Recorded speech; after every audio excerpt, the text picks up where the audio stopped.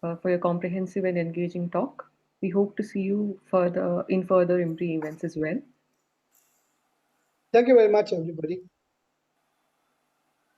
So let's move on to our next session. I'm honored to invite Mr. Arjuna Senaviratneji, Board Member, Climate Action Network of South Asia, Development Consultant Energy Forum of Sri Lanka, and visiting Senior Fellow at IMPRI. Sir will guide us through the topic, designing holistic climate resilience projects and implementation challenges. Case study, the GCF Knuckles Project. Over to you, sir. Thank you, Meenu. Can you hear me? Am I audible? Yes, sir. Okay. Yeah, thanks. And thanks, Bhargavi. And also thanks, Dr. Biswas. That was a very interesting talk. In fact, the Climate Action Network met just 4 days ago in Colombo. And one of the problems that we were discussing was that of the Himalayan ecosystem. And, that's an apex problem. And until we solve that, and solve that well, I don't know to what extent any downstream interventions are going to be as impactful as we would like them to be. So I think, and it gave us a fairly deep understanding of the history of the area and what problems they set it. Thank you. So may I share my screen, Of course, sir. Go ahead. Yeah. Hold on. Okay.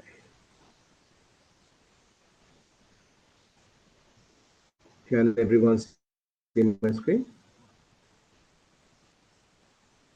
Yes, sir. Hello. Thank you. Okay.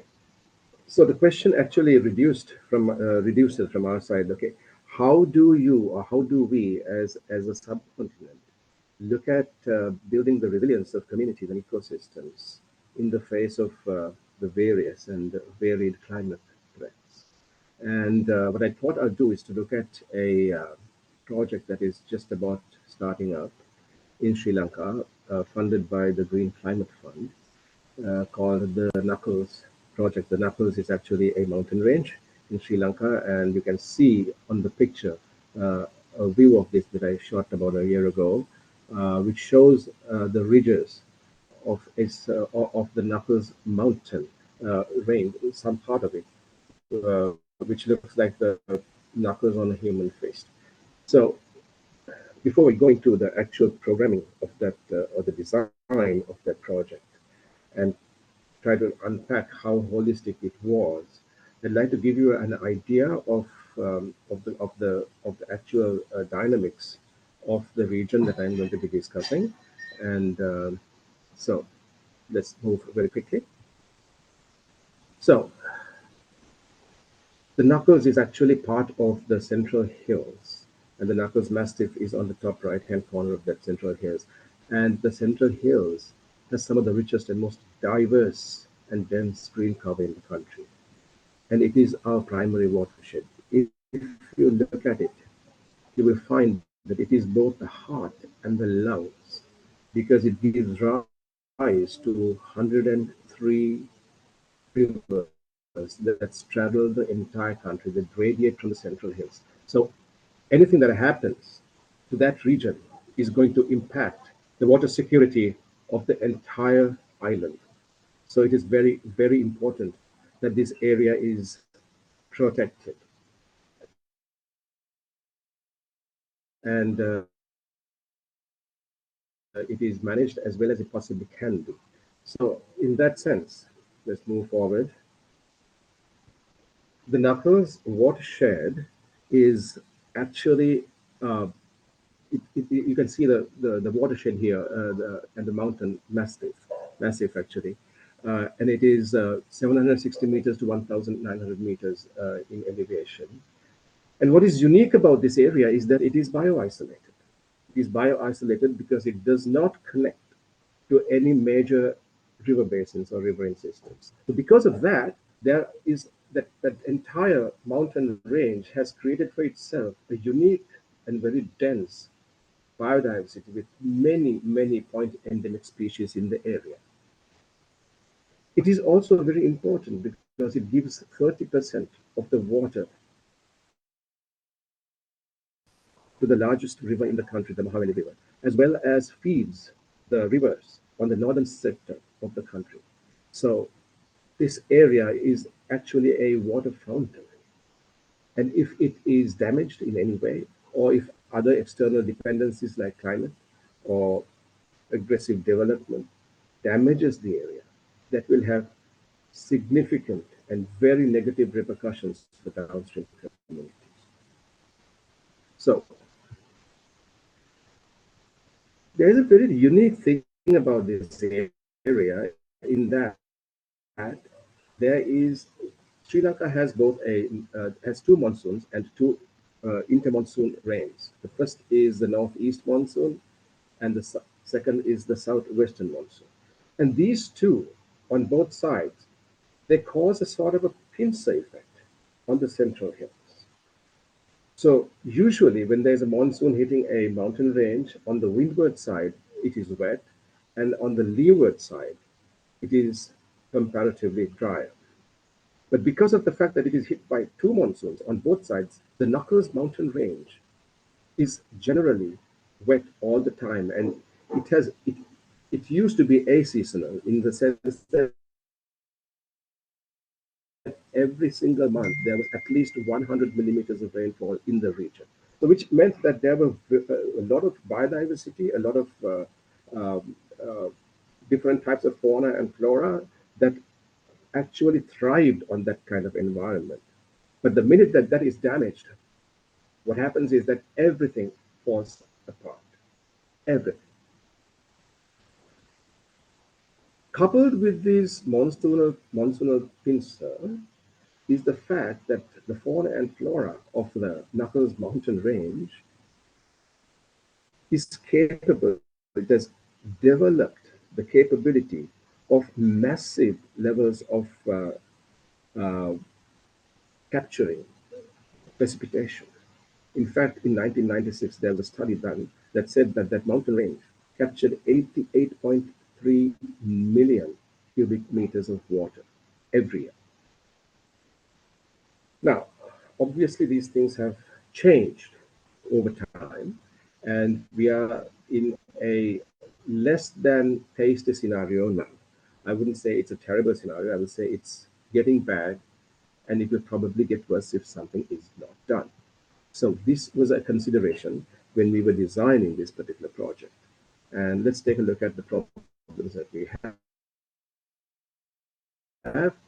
Based on what we were looking at, a recent study that was done by Dr. Fernando over the last 8 months or so, we realized that this very small area, it's about 25,000 hectares, actually showed signs of 4 different climate zones. It's a very small area to have that much diversity in the way in which the climate behaves. And this meant that if we were going to treat that area, build the resilience of the people of that area for any reason whatsoever, we have to recognize the complexity of the climate scenarios of that micro region. And if we don't recognize that, and if we don't respond to that, then we are going to be in a serious. What we are going to do is probably going to be counterproductive, if not have the opposite effect to the one intended. So that's one of the more serious issues that we were looking at. And this was actually known back in 2016 to 2018 when this project was actually designed. And the design of the project had to do with trying to address some of the problems that had to be taken care of in the region. So let us take a look at the changing scenario of the project landscape. What we have seen is that the green cover and the forest canopy has opened up. This has been due to very many reasons: development aggression on one side, climate change on the other, global warming, and this has resulted in a reduction in mist capture. Second, aseasonal scenarios are now moving towards seasonal scenarios. And this and when that happens, the biodiversity that was dependent on aseasonality is going to be severely threatened. And this actually includes critical floral cover, which designed itself to capture the mist, which means that water availability to the downstream communities is going to be impacted negatively by this change in the seasonality from aseasonal to seasonal. Next, of course, climate is a multiplier. Certainly, it is a driver, but it is also a multiplier. Um, and the multiplier effects of forest fires, development, and anthropogenic activity in those biodiversity hotspots has caused significant threat to the stability of those natural systems. I say it's a multiplier because bad anything that is bad in development is going to cause climate change, and climate change in turn makes the impact of anything bad worse. So um, another very important problem that we were seeing was that there was no or improper valuation of the ecosystem services, and there was relatively a weak mechanism in place to be able to quantify that and to provide payment for that to the people who are preserving those areas, sustaining those areas, regenerating those areas, and holistically and sustainably developing those areas. And that is why people, sometimes civil organizations, sometimes the government, would do sporadic, intermittent types of conservation activities, which were um, largely actually they were mismanaged or misdirected or misguided, and they're marginal at best. Another problem that we saw was that the erosion from degraded lands in those areas. Those areas are very high mountain areas where there is a lot of tea. Uh, so, especially in the tea lands, this has resulted in uh, quite significant siltation of both the rivers as well as the tanks and ponds in those areas. And the upshot of that is that the sum total of water availability downstream has been compromised. So while the watershed itself has generally, even now, it has fairly good precipitation. The fact that the precipitation has reduced and the precipitation's movement, the water movement across from there towards the downstream communities has become compromised, has led to water stress for people downstream. Another final factor that we were looking at is that the increase in wind speeds has pretty much damaged the pollen during crucial growing times, as well as the pollinators also have had a problem. And this means that the total water availability also has been reduced because of the fact that the anabatic and katabatic actions across the mountains, across the inclines, has been disrupted, and that has disrupted the rainfall frequency as well as the rain should come in very, very gentle um, and long period rains, but they come in a very short period of time, just a few days, and it's torrential. And this does not allow for water conservation nor water usage dynamics, nor does it allow for us to be able to use that water effectively as the water migrates from the watershed to the downstream areas. So these are some of the problems that we were looking at. And all of them were actually pretty challenging. And so when we look at the project itself,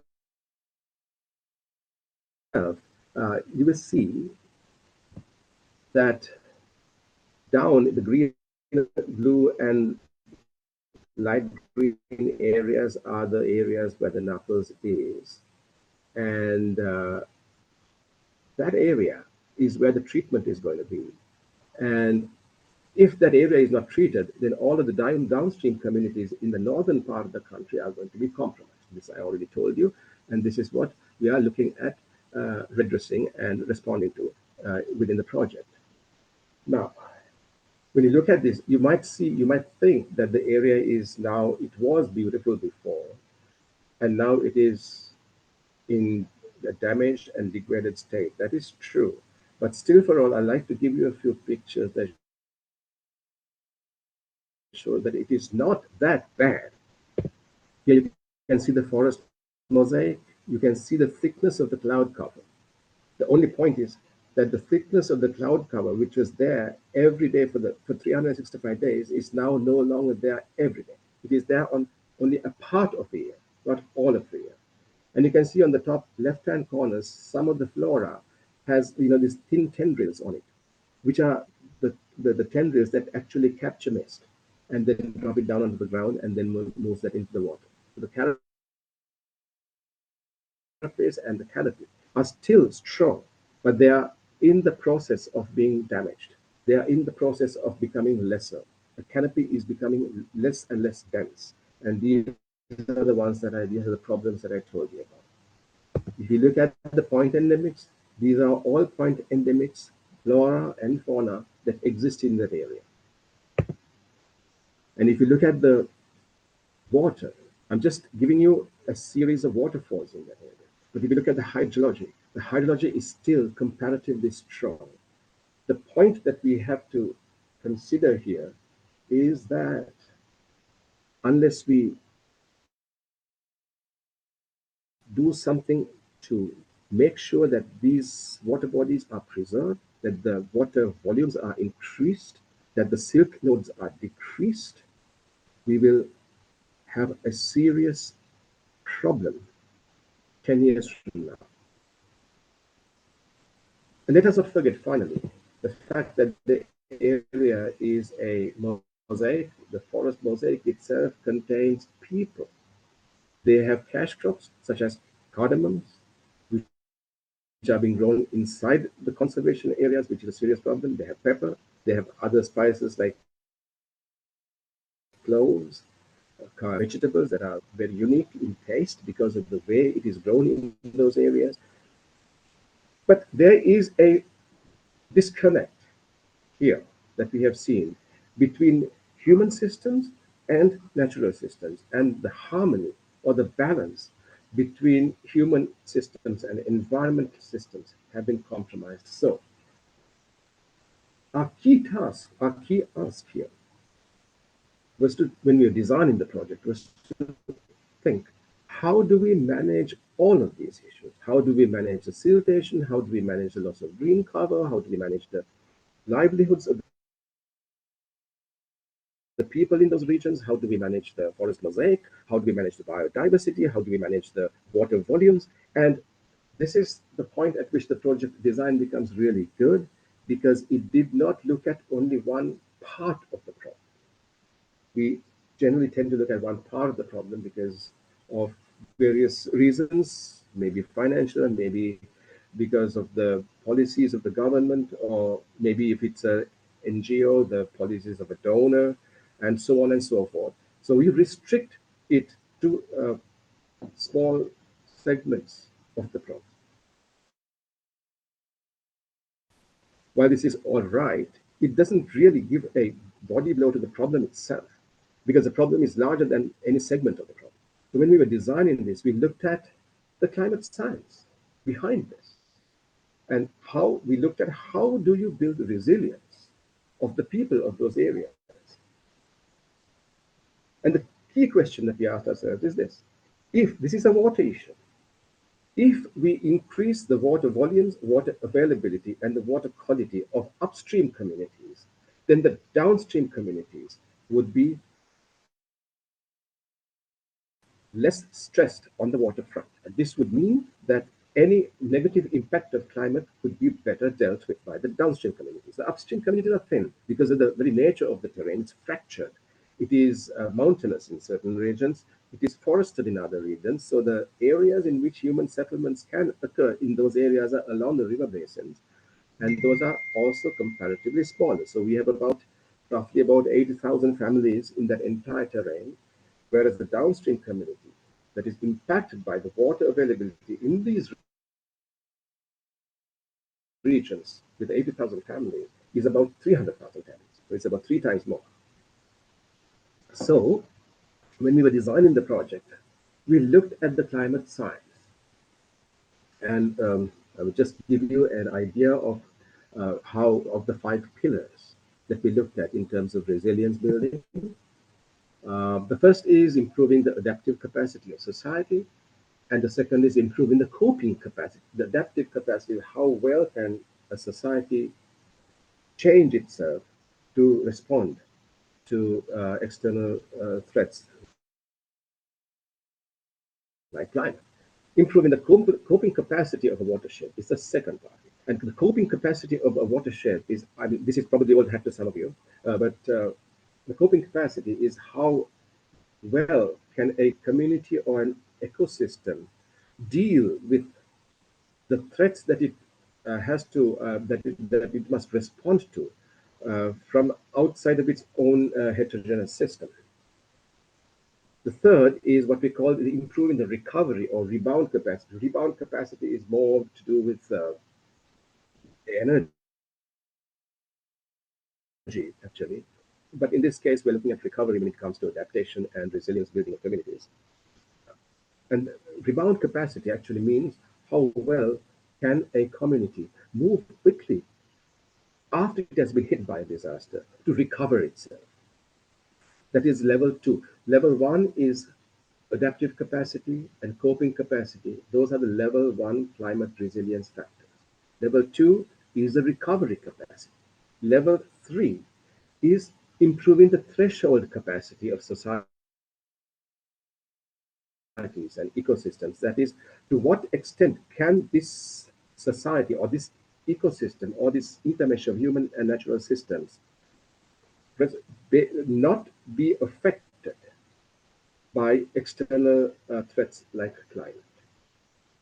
And finally, the fourth level is the transformative capacity of the communities and ecosystems, where they can transform themselves and be much more capable under all different types, shades, and colors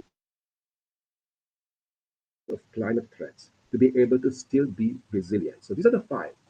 All of these, once we do this, we have what we call it's a cyclic thing, and all of these together is an autonomous cycle of continuous improvement, as opposed to a cycle of continuous destruction, which is what happens when we let climate be and we just continue with uh, BAU scenarios and allow everything to slide, which is what we have been doing for a long, long time. So, in terms of these 5, the project was designed um, to take care of every single one of these facets. And that is a tall order. I'm just going to share with you a slide on that. And this gives you how the project is going to look at improving the various types of capacities that are required for a total improvement of resilience. And in the first case, we were looking at improving the adaptive capacity and the coping capacity of the watershed. And the results that we wanted there was to improve land and water management in upstream catchments to safeguard production of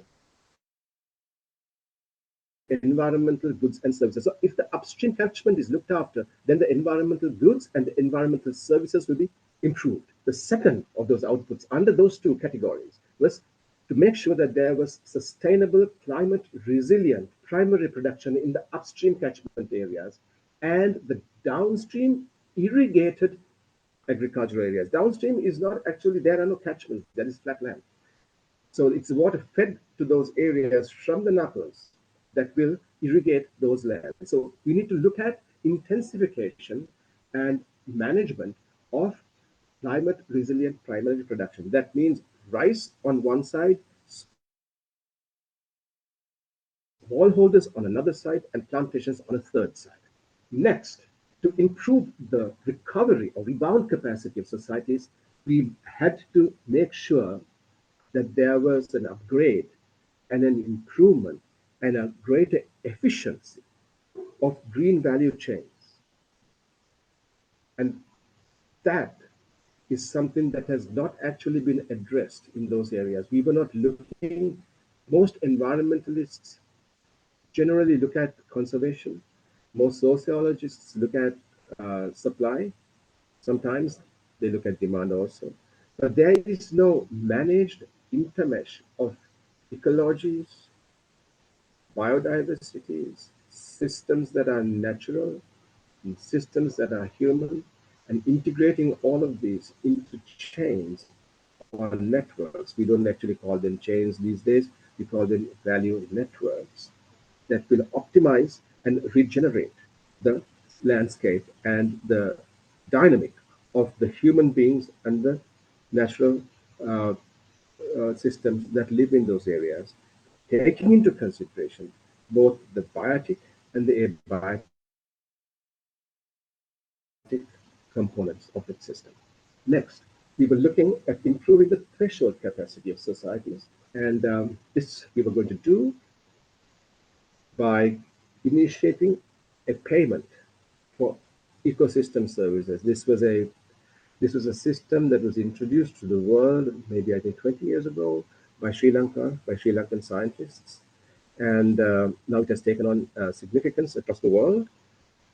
And we are looking actually at a ecological economy, or an EE, as opposed to a cash-based economy per se. The ecological economy of the world has been generally estimated, I think it was like 2011, 2012, it was estimated at 147 trillion US dollars, which is massive compared to the current mainstream economy. We have about $80 million of usable, no, of cash, of which about 60 to 65 million is usable. We have about a 7 million US dollars per minute increase in public debt across the world. The total global debt is 215 trillion US dollars, which is 3 times the total amount of money there is to cover it, which means there is no possibility of wealth creation. There is only a possibility of debt creation in this type of scenario. So in that type of scenario, this type of world, it may do us well to rethink our mainstream idea of what an economy is. In Sinhala, we have a term for economics that is artikaya. Artikaya means artakriya, meaningful action. I think it's a Sanskrit word. Artakriya, meaningful action. And this is where we want to go with our project, to make sure that people understand this.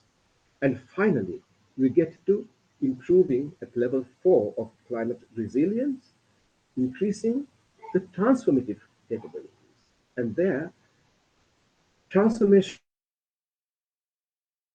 is one of the hardest things to do. We must transform the mindsets of the communities living in those areas. We have to transform their technological capabilities. We have to transform the capabilities and capacities and knowledge and commitment and influencing mechanisms of the state agencies, civil actors, non-state actors.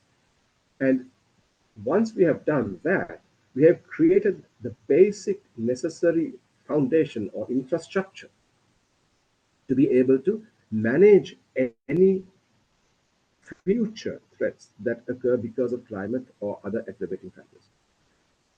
So this generally is the plan. I will share this whole thing with the actual, it's very small, I believe, on your screen, so you can't see too much of this. I will share this particular presentation with the participants through Mino and Dr. Arjun, and you can take a look at this later if you like to. All right. So 18 tasks were created. 18 tasks that were supposed to be implemented by 25 state agencies, civil actors, researchers, research agencies. Now I will take you over to the challenges. We know that holism is, now this is all holistic, right? The entire system is supposed to look at resilience building in terms of all five pillars. But holism is much touted, but it's rarely understood, mostly by researchers and state officials. State officials refuse to understand it because of the fact that their mandates are linear and narrowcast. Researchers refuse to understand it because their areas of expertise are also equally limiting or limited. And as I just told you, the project must work with at least 25 state agencies and approximately 135 experts in various areas, whether it is superfoods, agriculture, cash crops, spice crops, export crops, biodiversity, pollution, hydrology, meteorology, agrometeorology, and so on. Looking at that, it looks like a nightmare scenario. I'm sure that a lot of our uh, participants and the panel who have been working on these tirelessly over years know how difficult it is to work with even one or two state agencies. Imagine trying to put together 25 of these, from the forest department to the wildlife department, agriculture, and so on. And we have an additional problem here. I do not know whether this is the same in India, in Nepal, and Bangladesh, Pakistan, and so on. But our environment portfolio is fractured, and our agriculture portfolio is enormously fractured. So trying to get all of these people to work. So if there is an export agriculture crop, for example, you look at cardamoms, the Department of Export Agriculture has a mandate that says it can only look after 33 crops. Now, if you look at a home garden in the Knuckles region, that region, the home garden in that region will have maybe 2 or 3 spice plants, maybe another 5 or 6 vegetables, and another 3 or 4 fruit. But if the fruit is looked after by one agency, the spices by another, and the third, vegetables is looked after by a third agency, how do these people get together to improve this? Because the garden owner does not look at it in terms of the state fracture. It looks at it in terms of the holism of the garden. And so that is one of the problems, that is one of the many problems that the project is going to face. Importantly also, capturing citizen knowledge, local sciences, and mainstreaming them is tough, but it is vital. There are certain areas where we have seen, because of the high winds, pollen and pollinators are dying or they are destroyed. So what people have done is they have, in certain areas, we have seen people growing a blanket, a cover of coffee, uh, behind which they are growing their actual vegetables. So they're sacrificing the coffee crop in order to be able to get the vegetable crop in the middle. In other areas, we have seen where you take pepper, for example. If you take pepper requires in August and September, it requires a drought for the plant to almost die. And that is why when the monsoon hits, that it shocks itself because it has received the shock. It immediately starts fruiting. But if there is rainfall in August and September, what happens is that the, the plant sees no threat. So during the actual fruiting season, it doesn't have any yield at all. So it drops from, say, 100% as much as to 5% because of this. And some citizens have decided, all right, if the rains start in August, or there is unseasonable rain in August, they will immediately start pruning their trees, their vines. The reason there is very simple. They are giving the plant an external shock, not a natural shock of drought, but an external shock of cutting it down. So when the rain starts, it still feels as if it needs to fruit. So these are the types of things that are not always visible to mainstream science, but the citizens know about this. In fact, a lot of the time, what we have found is that even though citizens are generally considered as beneficiaries, and citizens are considered generally, I'm saying, as being less aware of climate and its nuances in terms of the mainstream academics or the mainstream discourse, they are pretty well aware of what is happening, and they, because their lives depend on it, they are pretty well aware. of how they should respond to that. They may not have the technology, they may not have the seed, they may not have the processes, but they know that they know what to do. So this is vital to capture. And finally, understanding climate responses must be slow, with much allowance made for stakeholders to transit from greed and gain driven mindsets to a more shared and mutual advantages mindset. And that is at least very difficult, if not actually impossible. When we designed this project, and I outlined this design to a team of experts through the climate lens, believe me, and these are very smart people, most of the mechanics of implementation through the climate lens went right over their heads. The reason why is because climate in itself is something that is a little far removed from people. Just like, say, the benefit streams of a project is a little far removed from people. If we tell them, all right, you need to be able to reduce the total amount of agrotoxins in an area, they understand that. But understanding how the reduction in agrotoxins leads to adaptive capacity is not something that is always understood.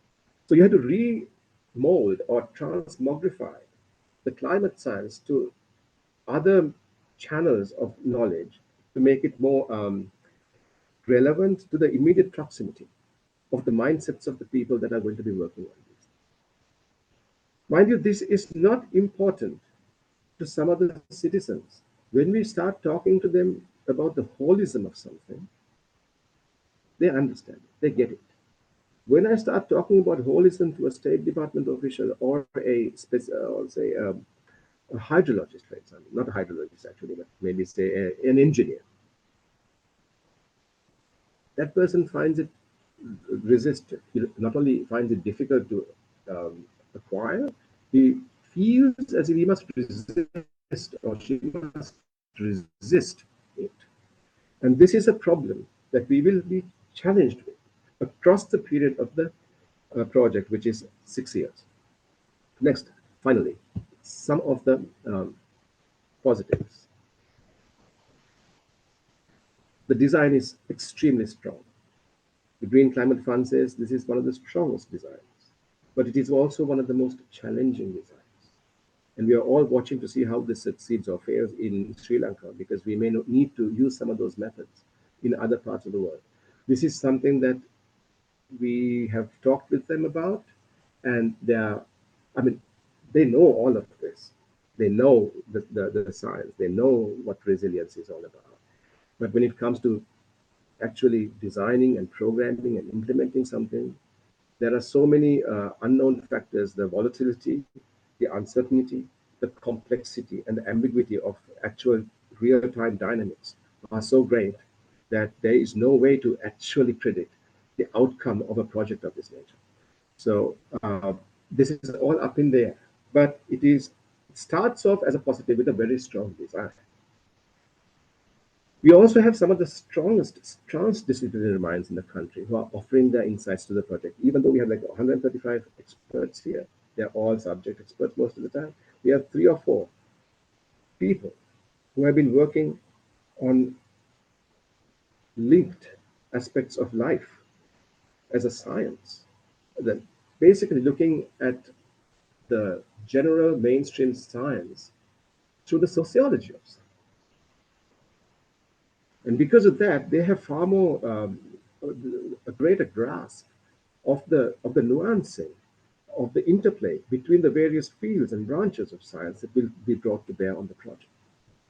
Next, extremely strong, very firm, and understanding leadership at the top. We are very, very happy about that. The Secretary to the Ministry of Irrigation, the Additional Secretary, they are excellent people.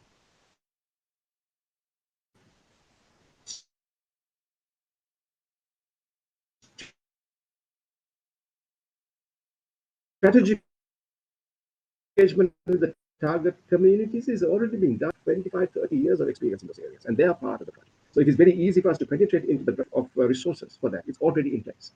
We have so far, we have an election next week, but so far, The political engine of the country has left itself severely out of the project, its outcomes and its financial disbursements. This is an extremely good thing. And we have 6 years to do this, so they have sufficient time to make mistakes, learn from them, and adjust our engagement.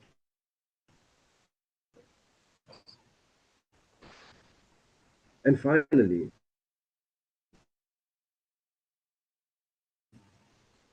digital transformation of the climate response together perhaps will form the general basis for being able to respond to extreme project level challenges because we have the tools and we have the methods to be able to respond to those challenges.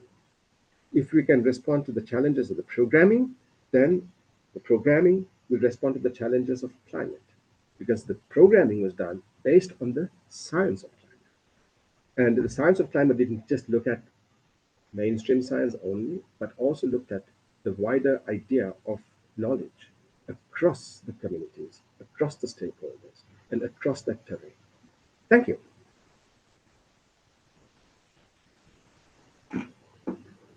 Thank you, sir, for that presentation.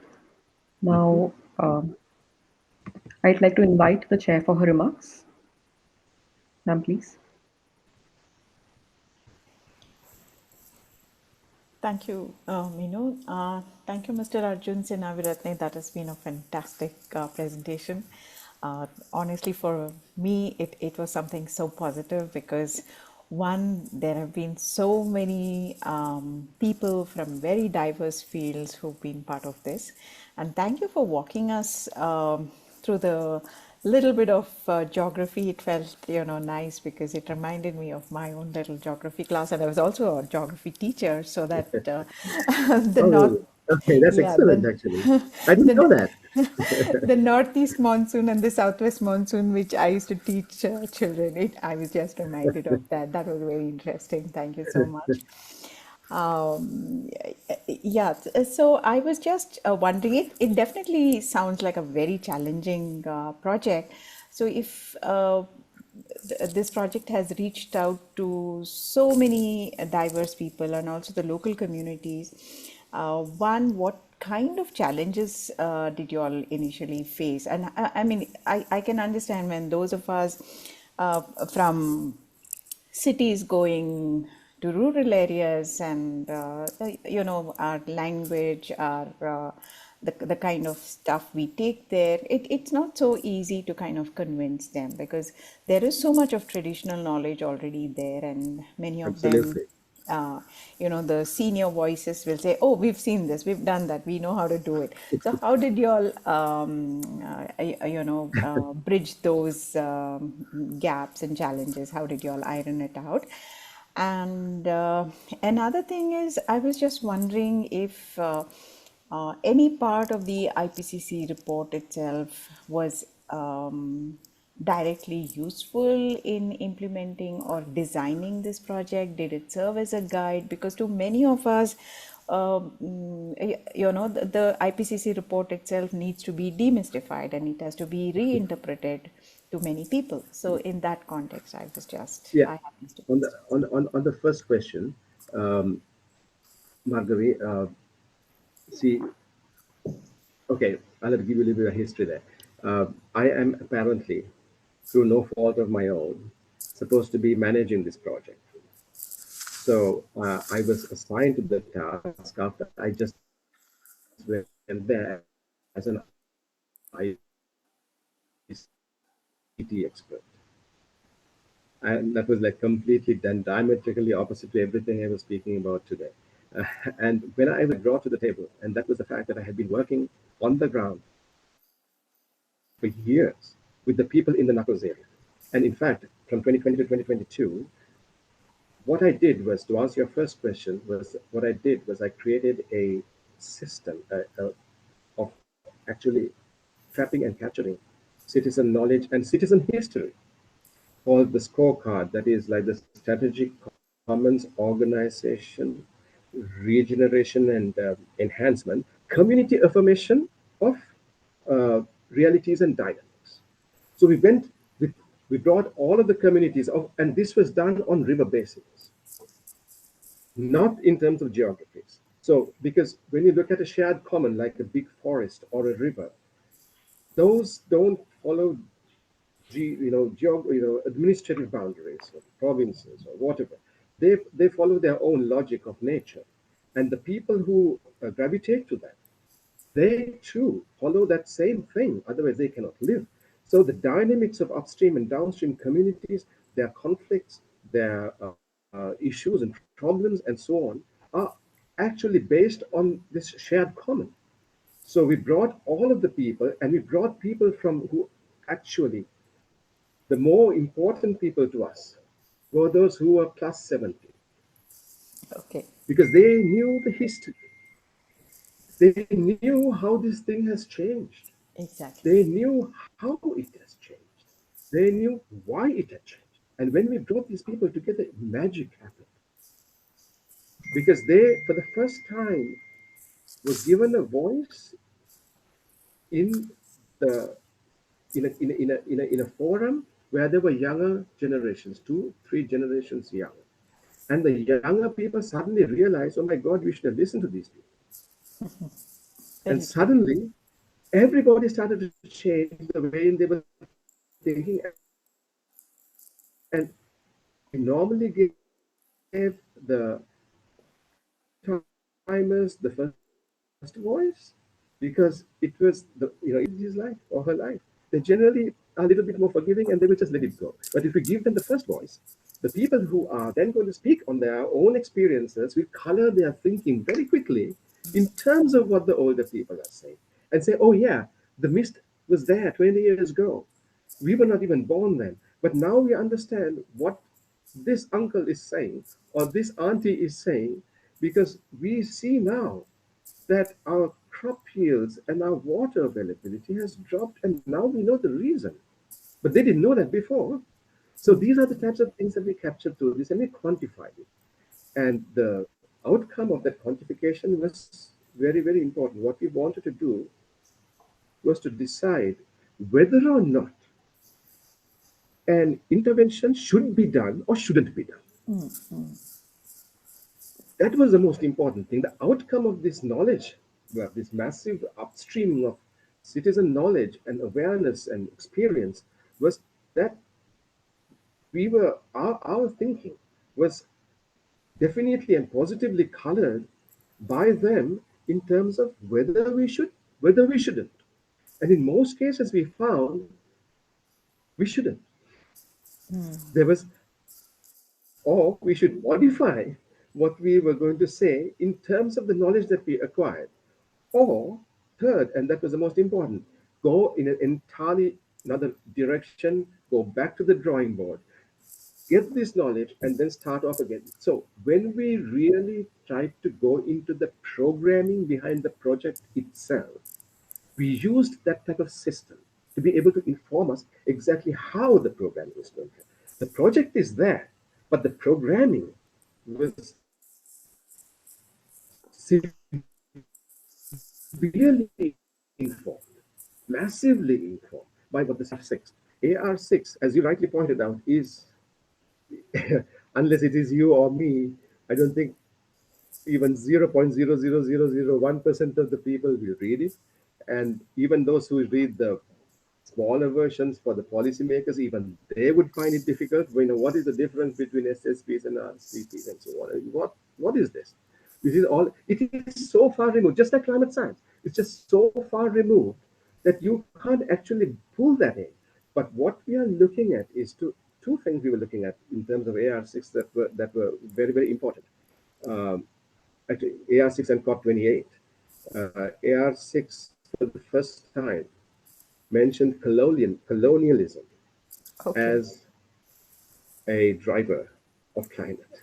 So we were looking at that and factoring that into the program. And number two, for the first time at COP28, they tied change to agriculture and the impacts of climate on agriculture. So those are the two things that we brought in. It just started up, I think it was in October last year. And we were just looking at the outcomes of that. And I was thinking, wow, they finally got that done. So we were looking at that aspect of it purely from adaptation and resilience. So those were factored into the programming. Thank you. Does that answer your question? Yeah, yeah. Or do you Thank need you. anything more? I was also Okay. wondering in terms of the traditional livelihoods as part of this Yes. project, if you can Right. speak a little bit about it, given that, Yes. across the world, it is these traditional livelihoods that is what is going to sustain us in the context of climate change. How did you all build that into this project? Okay. There are three actually aspects of this. One is that the people in that area were traditionally, uh, maybe like 30% of them were cultivating heirloom seeds, especially for rice, and they were not using any agrochemicals. So, because of the elevation and the difficulty of transport and so on and so forth, they were actually having to use um, water buffalo for their tilling and so on and so forth. Not because it was something that they wanted to do, but simply because the motorized vehicles couldn't get to the areas. So it's only a cow or a bull that water buffalo that absorb that as part of the mainstream as well, and saying, look, guys, if they can do it there without any agrotoxins and they can use natural, labor and animal labor to do this, why can't you? I mean, they're doing it just fine. What is your problem? Right? And so that was one of the areas. Second was that from the medical point of view, in that area, there are actually four local systems, indigenous systems, that that are actually very, very important to the general health, not only of the people of the region, but the ecosystem of the region. So the health practitioners had four different types. One was called Siddha, one was called Hela, one was called traditional, one was called Ayurveda. So all four. So Ayurveda means science of life. That is the Indian one. That is also there here. But these other three as well. So Siddha is more to do with magic and stuff like that. So they do weird things, which they don't even tell us. We are not privy to that. But suddenly you find that that forest is a little bit healthier today than it was yesterday, and your guy came and did something here, and now everything is fine. So we are not trying to unpack that and trying to figure out what the science is. We are just simply saying that the darn thing works. So why don't we just make sure that that guy goes and does that in every other place that he wants to do it, and to give him the enabling environment to do that. So that's the second thing. The third is that we will. This is actually not. This is actually a do no harm type of thing. The area is actually steeped in the culture of Ravana, the Ravana. So they are actually worshippers of Ravana. Yeah, and they also they say there are places that they insist that this is where he landed his helicopter or whatever it is, the thing that he went to India in to capture Sita. And so they have this culture. The thing from our side is not to tell them, hey, that is the driver for them. So what we do is we try to be very careful that our mainstream science ideas does not at any moment or at any place clash with their Necessary. understanding of the rhythm of life. So these are very fine things. I mean, I can talk this nonsense to you all, until tomorrow. But the reality of it is that when we go into those areas, there will be the detractors and then there will be the supporters of this type of thinking. And the detractors are far more powerful than the supporters of those systems. So, one of the challenges that I'm facing is to try to get the detractors to take a step back, take a beat, step down, let it be, let it go. Don't try to push your thinking on Right, another set of people who have been thinking like this for 3 centuries, for crying out loud. right. What is your parachuted idea like in their heads? Most times, ego, uh, desire to prove themselves to uh, mainstream society, to their job, to their consultancy, makes them want to do what they want to do. So, from our side, as the manager of the project, one of my key challenges is to make sure that that does not damage the community. Believe me, I'm the first to admit I have, in certain areas, it's options by context all the time, but I have no clue in certain areas. I have absolutely no clue how I'm going to do this because the dynamics are so complex. And if I were to sit in Colombo and try to remote that, I'm going to end up with disaster. So I'll be spending inordinate amount of time up in the mountains trying to make sure that not, even if things don't go right, make sure that things don't go wrong because of the Right. project. Correct. Yeah, very Which should true. answer your question. Very true.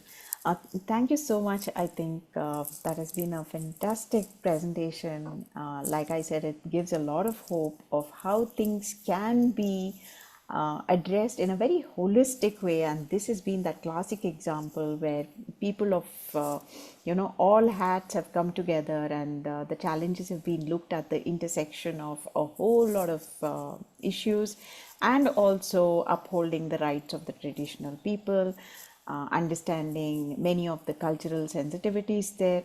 I think it's a great example. It'll be wonderful, in addition to your presentation, if you can share the paper or any other written material that is there, I can because share the project. Yes, I will yes, share the because project document.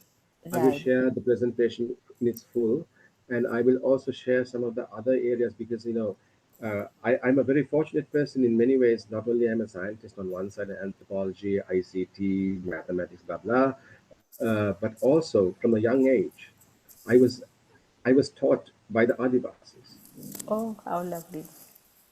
which is why I have this long hair because the Adivasis grow their hair. So from a very young age, and also from South India because that's where my kurtas come in. So I wear Indian dress and I talk the Turkey of the Adivasis while being a scientist. So I have this mesh which allows me to think a little bit kinder about all these Oh, things and yeah. more forgivingly. So perhaps that is why they made me the project manager of this. I don't know, but I'm sure, Bhargav, you understand. When you take something like this on at our age, or my age, not your age, but my age, you're actually saying you're going to be taking a pass on life for yourself. You're going to take a pass on what you can gain for you. You have to work 20, 28 hours of the day, which means that you sleep once every 2 days, you have 3 meals once every 2 days, you have a bath once every 2 days in order to be able to make sure that nothing goes wrong. That is a challenge that I am not too sure. I'm not too sure I have the energy for. The spirit indeed is willing, but is my body capable of that? Uh, I think, Bhargavi, I will have to find this out over the next year or two. If I'm out of this altogether, that's because I just couldn't take it physically. Because it's going to be so demanding to do this type of thing and do it right. Right. So thank Yeah. you. Yeah. Thank you. I'll Thank share you for everything I have that. with you guys. Yeah, All yeah. right. Wishing Thank you very much. you the very best, and may your tribe Thank you. increase, because that is what this Thank you, planet sir. Thank you, eventually ma'am. needs. Thank you. Uh, Appreciate that. We are all part thank, of that same tribe, I think. Listening to your lecture on green grabbing, I was like, wow, geez, I can't believe this is happening, you know? Um, so thanks for that. I mean, there was such a lot of concern on my side because this is part of right. our Yeah. peoples, our collective peoples. And this is, since I go to India so often and Nepal so often, it's almost like somebody asked me, are you, somebody said, we'll let the foreign. I'm not foreign here. I'm part of this country. And so thank you for all of that as well from your side. It was very, very, very, very enlightening for me. Thanks. Thank you. Thank you. So over to Meenu to take the questions from participants now. I see that there is one, two in the chat box already. Over to you, Okay. Meenu. And participants can add their questions to the Q&A box. So the first question is by Induji. Sir, please share on the replicability of such projects and its financials. The reputability, right? Replicability. The Replicability. replicability. All right, okay. The finance was 50 million US dollars, right? So the 50 million US dollars is split between three components. One is for sustainable land management. The second is for payment for ecosystem services. Third is for capacity building. So the narrative goes 1, 2, 3, but the implementation goes 3, 2, 1. And each of these components has a specific amount of cash that has been cash allocations will be on our website in about a week. And I will share the link the minute that the thing is active. You will see what the budget allocations look like. When it comes to replicability, look at it. What we are doing is we are testing method. Testing method is opposed to say testing for a best practice. A best practice is something that is very specific to a microgeography. A lesson learned is something that is very specific to a microgeography. But a method, for example, utilization of the scorecard, um, or the utilization of the land of the land degradation sustainability as a land degradation surveillance framework, LDSF, which we are using in that area, or the utilization of river basin approaches to hydrological considerations of downstream communities by upstream management. There's some method. The integration of the dynamics of upstream and downstream communities, some method. We are testing methods, and those methods, if they are successful, will be replicable across all parts of the world. You will never be able to replicate the actual implementation strategy for the knuckles because that is unique to the knuckles. But the method that we use to come to or arrive at that particular solution for the knuckles is a method, and that you can and you certainly will be able to apply anywhere in the world. So this is what we are doing. So we are working with both local and international organizations. Uh, so one of the organizations that are working with us is the International Council for Research in Agroforestry, ICRAF. And ICRAF has brought this thing called the LDSF, say, for example, the Land Degradation Surveillance Framework. This has been tested in Kenya, it has been tested in Nepal, it has been tested in Puerto Rico, it has been in various places in the world.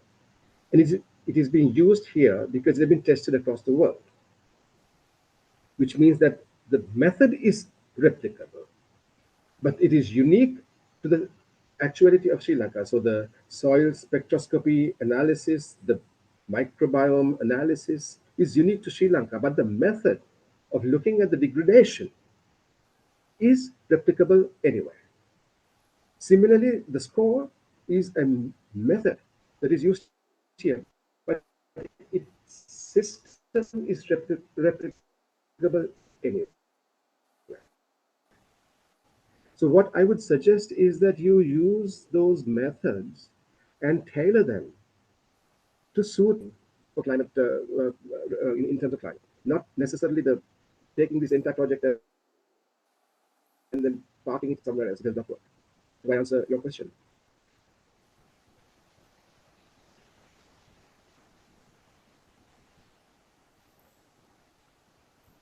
So, just to follow up on that, both Sri Lanka and India are Right. partners in Yes. CDRI, the Coalition for Disaster Resilient Infrastructure. Do you think there's a scope for leveraging Yes. multilateral partnerships in addressing common yet localized challenges? Or is it likely to get mired in bureaucratic procedures and partisan interests? This is a problem that we have been grappling with for about 15, 20 years now. Since SARC came about, we've been grappling with the problem of trying to do this. Like even like last week, we were just, a lot of us think that say that regional cooperation, regional integration, is is only for the conference room.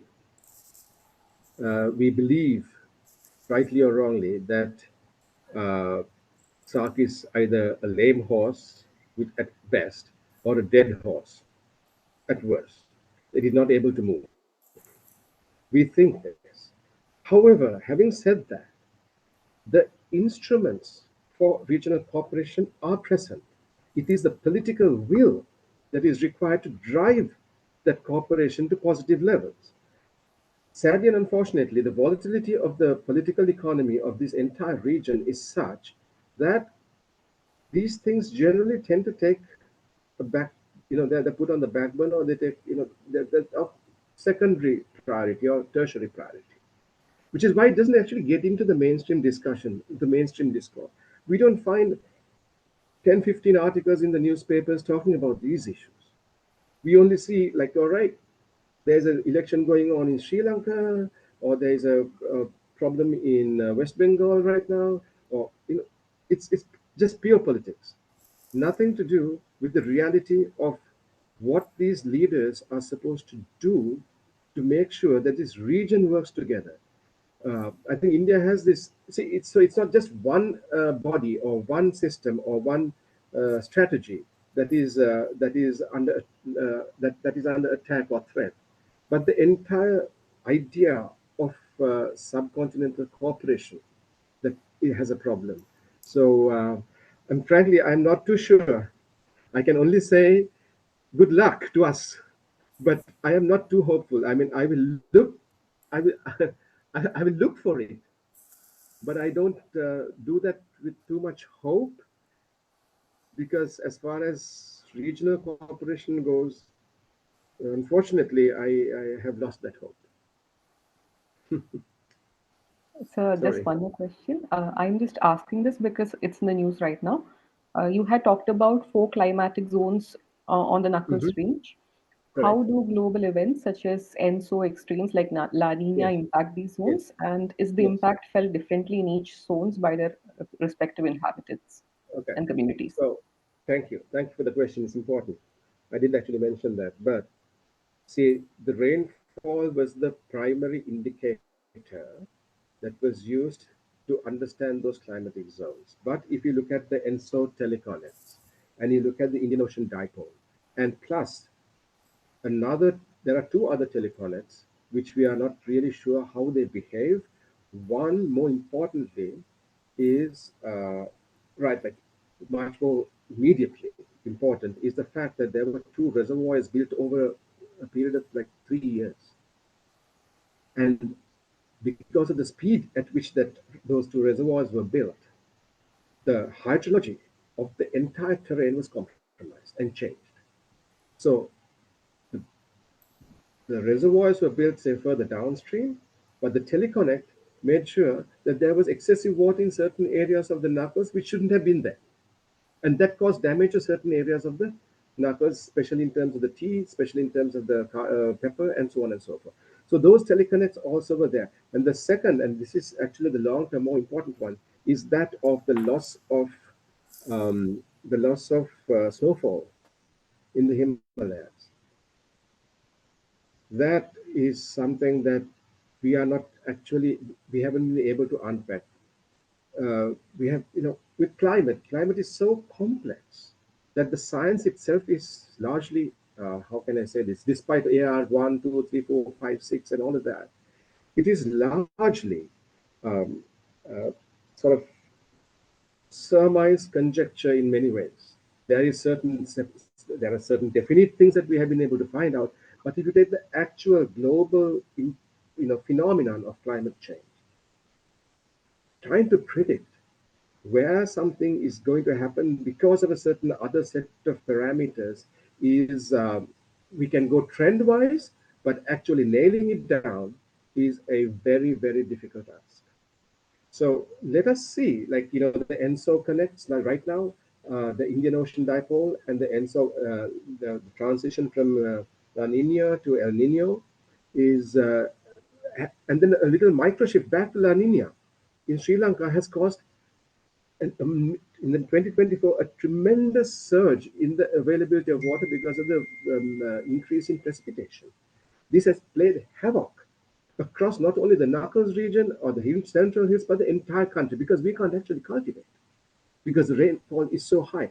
But trying to figure out whether this is because of the micro El Nino, or whether this is something to do with IOD, or whether this is part of some other some other kind of regional climate interference? Oh, I am not too sure even the scientists are going to be brave enough to try to tie that down. They're certainly going to impact. But if I were to be asked, can you tie this down and say, all right, this is because of El Nino, this is because of IOD, this is because of the reservoir teleconnect? My friend, I will not be able to say that, and I don't think any scientist in this country or anywhere in the region will be able to say that. We can say these are happening, and these are influences. These are external dependencies. This is what climate is all about. The unpredictability, the uncertainty principle is the most important factor. We must, like this is, I'm just speaking to you from mathematics, right? In mathematics, real true mathematics, the uncertainty principle is the principle. The knowledge that we do not know is the most important, and that is extremely and specifically applicable to climate change. If you like, look at the arguments between Albert Einstein and Niels Bohr in 1929 at the Solvay conference. And Albert Einstein was trying to say that 1 plus 1 is equal to 2, and Niels Bohr was saying, hey, hey, hey, hey, you got it all wrong. What is 1, what is 2, and what is 1 plus 1? Uncertainty principle. So they were fighting each other and fighting each other. At some point, Niels Bohr pushes, literally, argumentatively, scientifically, pushes Einstein against the wall. At which point, Einstein says, he just blurts out, God does not cast, God casts the die, not the dice. All right? First, the problem is, how come Einstein, when he's pushed against the wall, has forgotten all his science and goes to God? Number two, as Niels Bohr succinctly points out to him, Albert, don't try to tell God what to do. Einstein leaves the Solvay conference, never to return. Niels Bohr is not that known. Einstein is known, but Niels Bohr got it right. Einstein didn't get it completely right.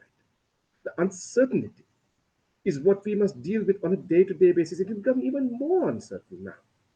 And this is especially true with the global crises, the pollution crisis, the climate crisis, the water crisis, the financial crisis, the conflict crisis, the food crisis, and also the intelligence crisis, because right now there's a whole big hoo-ha going on about AI and the negative impacts of that and the positive impacts of this and so on. And so all of these things lead to a sum total human condition and human existence that I think we must all appreciate is largely a head scratcher. I know that when we walk out of these rooms, we are actually faced with major uncertainty outside. Climate is no different. And as long as we recognize that, our responses will be more thoughtful and our responses will be more careful. Does that answer your question, my friend? Thank you. Yes, sir. Are there any more questions?